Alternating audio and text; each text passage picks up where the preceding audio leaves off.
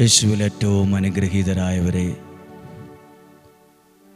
എല്ലാവരും സന്തോഷമായിട്ടൊക്കെ ഇരിക്കുന്നുവെന്ന് വിശ്വസിക്കുന്നു. ആരോഗ്യത്തോടെ ഇരിക്കുന്നുവെന്ന് വിശ്വസിക്കുന്നു.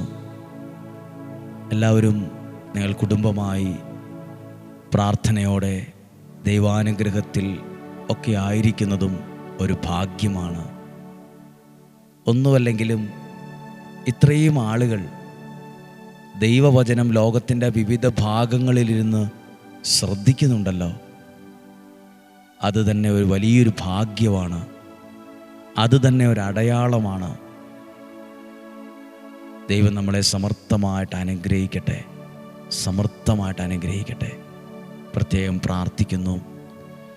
ഇന്നേ ദിവസം ഈ വചനം കേൾക്കുമ്പോൾ ദൈവത്തിൽ നിന്ന് അനുഗ്രഹങ്ങളെ പ്രതീക്ഷിച്ചിരിക്കാം.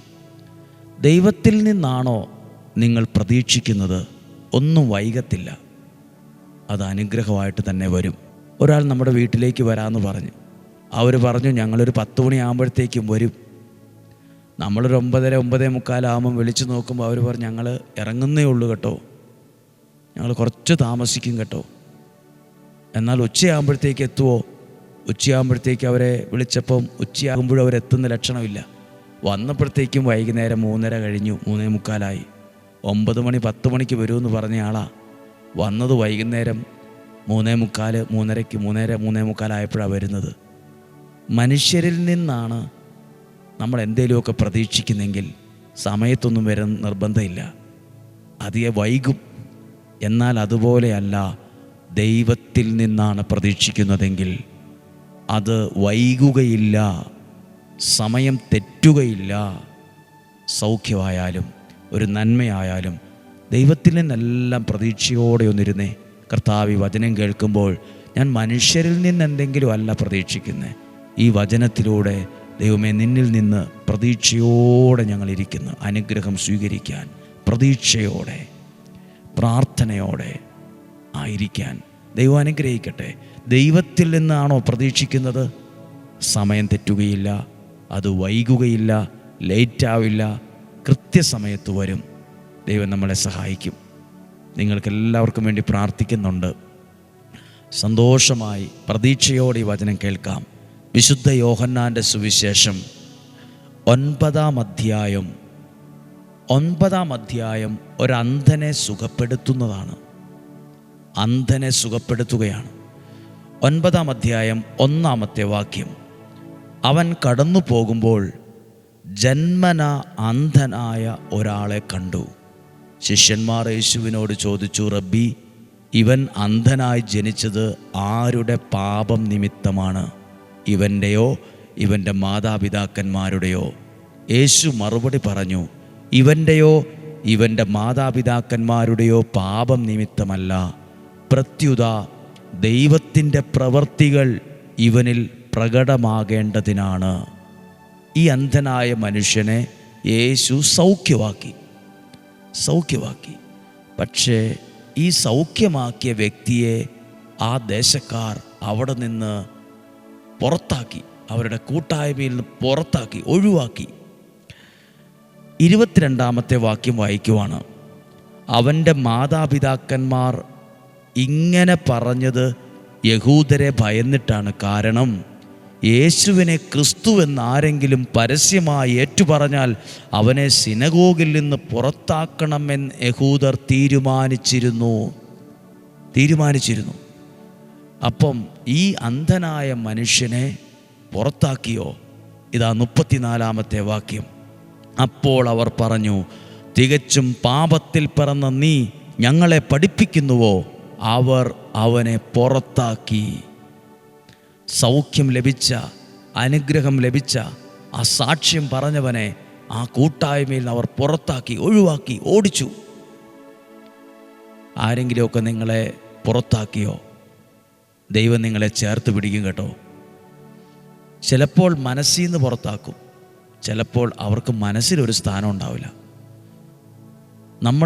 നമ്മളെ ചിലരെ പുറത്താക്കിയിട്ടുണ്ട്. ജീവിതത്തിൽ നിന്ന്, കുടുംബത്തിൽ നിന്ന്, കൂട്ടായ്മയിൽ നിന്ന്, സമൂഹത്തിൽ നിന്ന്, ശുശ്രൂഷയിൽ നിന്ന് നമ്മൾ പുറത്താക്കും ചിലരെ. എവിടെയെങ്കിലും ആരുടെയെങ്കിലും ജീവിതത്തിൽ നിന്ന് എന്നെ അവർ പുറത്താക്കി കളഞ്ഞല്ലോ, എന്നെ അവഗണിച്ചല്ലോ, എന്നെ ഒഴിവാക്കിയല്ലോ, ഞാനൊരു തെറ്റും ചെയ്തിട്ടില്ലല്ലോ, ഇങ്ങനെയൊക്കെ പറഞ്ഞ് നിങ്ങൾ വിഷമിക്കുന്നുണ്ടോ? ആരെങ്കിലുമൊക്കെ നിങ്ങളെ പുറത്താക്കിയോ? എവിടെയെങ്കിലുമൊക്കെ മറ്റുള്ളവരാൽ ഒഴിവാക്കപ്പെട്ട, ഓടിച്ചു വിടപ്പെട്ട അനുഭവമുണ്ടോ? 9-ാം അധ്യായം 35-ാമത്തെ വാക്യം വായിച്ചേ. അവർ അവനെ പുറത്താക്കിയെന്ന് യേശു കേട്ടു. അവനെ കണ്ടപ്പോൾ യേശു ചോദിച്ചു. അപ്പം അവർ പുറത്താക്കിയ ആളെ ഇപ്പോൾ ആര് കണ്ടു? യേശു കണ്ടു. യേശു അവനെ ചേർത്ത് പിടിച്ചു. പ്രിയപ്പെട്ടവരെ, ഇത് ഓരോരുത്തരുടെ അനുഭവമാണ്. എൻ്റെ അനുഭവമാണ്, പലരുടെ അനുഭവമാണ്.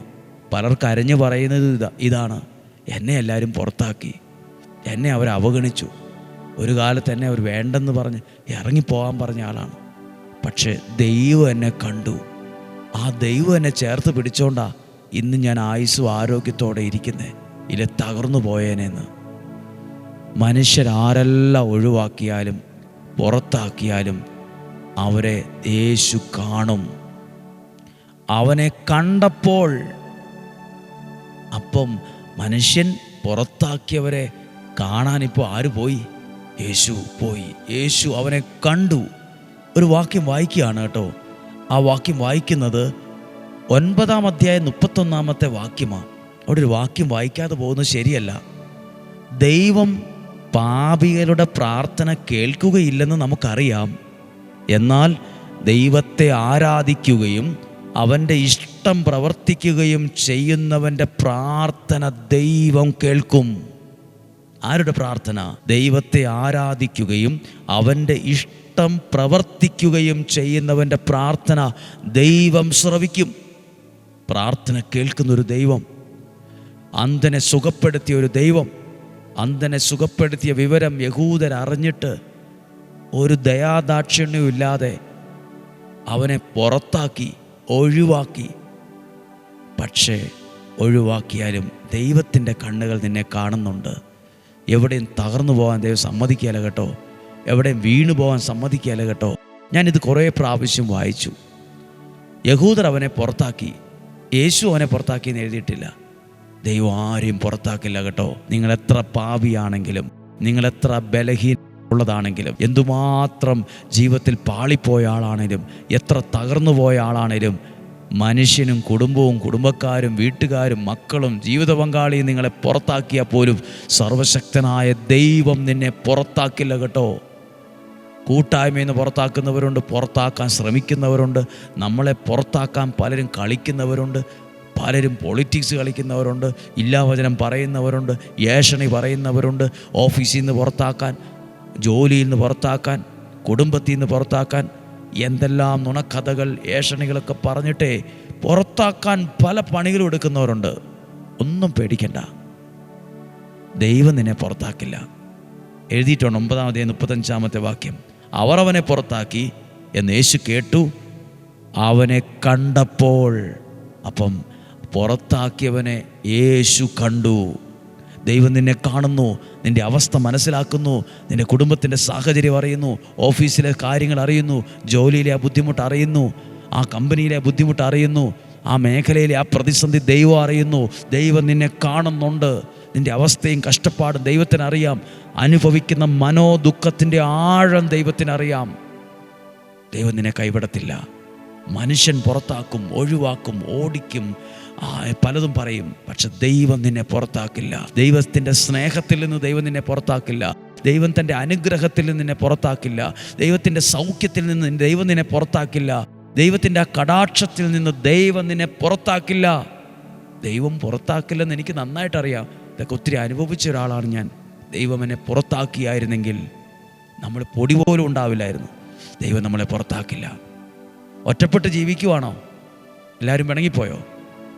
വാശി പിടിച്ച് മാറി നിൽക്കുവാണോ? ദൈവം നിന്നോട് പിണങ്ങില്ല കേട്ടോ. ദൈവം നിന്നെ പുറത്താക്കില്ല. ദൈവം നിന്നെ അനുഗ്രഹിക്കും. ദൈവം നിന്നെ ചേർത്ത് പിടിക്കും. ദൈവം നിൻ്റെ കണ്ണുനീർ തുടയ്ക്കും. ദൈവം നിന്നെ ആശ്വസിപ്പിക്കും. ദൈവം നിന്നെ കൈ പിടിച്ച് നടത്തും. പ്രാർത്ഥിക്കാൻ പോവുകയാണ്. ഈ വെള്ളിയാഴ്ച 7 ആശീർവാദത്തോടെയുള്ള ദിവികാരന് പ്രദക്ഷിണമുള്ള 3-ാം വെള്ളിയാഴ്ചയാണ്. നമുക്ക് പ്രാർത്ഥിക്കാം. നമ്മുടെ കർത്താവ് ഈശോ മിശിഹായുടെ കൃപയും പിതാവായ ദൈവത്തിൻ്റെ സ്നേഹവും പരിശുദ്ധാത്മാവിൻ്റെ സഹവാസവും നിങ്ങളോട് കൂടെ ഉണ്ടായിരിക്കട്ടെ. രോഗങ്ങൾ, അപകടങ്ങൾ, ദുർമരണങ്ങൾ, മൂപ്പെത്താത്ത മരണങ്ങൾ മാറിപ്പോകട്ടെ. മാനസികമായ പ്രശ്നമുള്ളവർക്ക് വേണ്ടി പ്രാർത്ഥിക്കാം. ഒത്തിരി പേർക്ക് മനോദുഃഖം കൂടുതലാണ്. ശരീരത്തിൻ്റെ ആരോഗ്യം പോലെ പ്രധാനപ്പെട്ടതാ മനസ്സിൻ്റെ ആരോഗ്യവും. ഇന്നൊത്തിരി പേർക്ക് മനസ്സിൻ്റെ ആരോഗ്യം കറക്റ്റല്ല. ഒത്തിരി പേർക്ക് ഡിപ്രഷനുണ്ട്, മാനസിക പ്രശ്നങ്ങളുള്ളവരുണ്ട്, ഡൗൺ ആകുന്നവരുണ്ട്. അവർക്ക് വേണ്ടി പ്രാർത്ഥിക്കുന്നു. നിങ്ങളെ ആരെങ്കിലുമൊക്കെ പുറത്താക്കിയോ? ഭാരപ്പെടണ്ട. ദൈവം നിന്നെ കാണുന്നുണ്ട്. ദൈവം നിന്നെ ചേർത്ത് പിടിക്കുന്നുണ്ട്. തളരുമൊന്നും വേണ്ട കേട്ടോ. വിഷമിക്കൊന്നും വേണ്ട. മനസ്സ് വല്ലാണ്ടാവുമൊന്നും വേണ്ട. ഒരു ദോഷവും വരത്തില്ല. രോഗങ്ങൾ, അപകടങ്ങൾ, ദുർമരണങ്ങൾ, മൂപ്പെത്താത്ത മരണങ്ങൾ മാറിപ്പോകട്ടെ. ദീർഘായുസ്സും ആരോഗ്യവും സമ്പത്തും ഐശ്വര്യവും ഉണ്ടാകട്ടെ. സമാധാനം ഉണ്ടാകട്ടെ. നന്മയായിട്ടുള്ളത് വരട്ടെ. ഒരു ദോഷവും വരത്തില്ല, ഒരു തിന്മയും വരില്ല. ദൈവത്തിൽ വിശ്വസിച്ചാണ് ഇത് പറയുന്നത്. നിങ്ങളുടെ കുടുംബം അനുഗ്രഹിക്കപ്പെടും. നിങ്ങളുടെ ഇന്നത്തെ അവസ്ഥ മാറും. പിള്ളേരുടെ ജീവിതം അനുഗ്രഹമാവും. ആ ജോലിയിൽ പ്രമോഷൻ കിട്ടും. ആ രോഗസൗഖ്യമാകും. ആ ഓപ്പറേഷൻ കാര്യങ്ങൾ ദൈവത്തിൻ്റെ കരം അവിടെ പ്രവർത്തിക്കും. എത്രയും പെട്ടെന്ന് ആരോഗ്യത്തോടെ നീ ചാടി എഴുന്നേൽക്കും. ആ പിള്ളേരുടെ വിവാഹം ഏറ്റവും മനോഹരമായി നടക്കും. അനുഗ്രഹമുള്ളൊരു തലമുറയെ ദൈവം തരും. ആ സാമ്പത്തിക പ്രശ്നങ്ങൾ മാറും. ആ കടബാധ്യത മാറും. ആ ലോൺ അടയ്ക്കാൻ ഇടവരും. പിള്ളേരുടെ ഫീസ് അടയ്ക്കാൻ കഴിയും. വിവാഹം നടക്കും. നല്ല തീരുമാനങ്ങൾ എടുക്കും. പുതിയ ശുശ്രൂഷകൾ ഉണ്ടാകും. വഴിത്തിരിവുകൾ ഉണ്ടാകും. സ്ഥാനക്കയറ്റം ലഭിക്കും. പ്രമോഷൻ ലഭിക്കും. ശമ്പള വർധനവുണ്ടാകും. സമാധാനമുള്ള അന്തരീക്ഷം ഉണ്ടാകും. പിണക്കം മാറും. ആ അകൽച്ച മാറും. ആ തെറ്റിദ്ധാരണ മാറും. സമാധാനം നിറയട്ടെ. ഇന്നും ജീവിക്കുന്ന യേശുവിൻ നാമത്തിൽ ഇന്ന് കേട്ട വചനത്തിലൂടെ നിങ്ങളെ അനുഗ്രഹിച്ച് പ്രാർത്ഥിക്കുന്നു. ഇപ്പോഴും എപ്പോഴും എന്നേക്കും. ആമേൻ. ദൈവം അനുഗ്രഹിക്കട്ടെ. നല്ലൊരു ദിവസം ആശംസിക്കുന്നു. ഇന്ന് കേട്ട വചനം നിങ്ങളെ സഹായിക്കും. ഇന്ന് കേട്ട വചനം എൻ്റെ ജീവിതമാണ്, അനുഭവമാണ്. സാധ്യമായ എല്ലാവരോടും ഈ വചനം കൊടുക്കണം. ഇതൊരു സൗഖ്യമായി മാറുന്ന വചനമാണ്. ഈ വചനം അനേകർക്ക് കൊടുക്കാനിടയാകട്ടെ. വചനം കേൾക്കുന്ന, വചനം അയച്ചു കൊടുക്കുന്ന, എഴുതി വച്ച സകലരെയും ദൈവം അനുഗ്രഹിക്കട്ടെ. നാളെയും 5:30 ഒരുമിച്ച് കാണുന്നതുവരെ സ്വർഗത്തിലെ വലിയവനായ ദൈവം എന്നെ നിങ്ങളെ സൂക്ഷിക്കട്ടെ. ആമേൻ.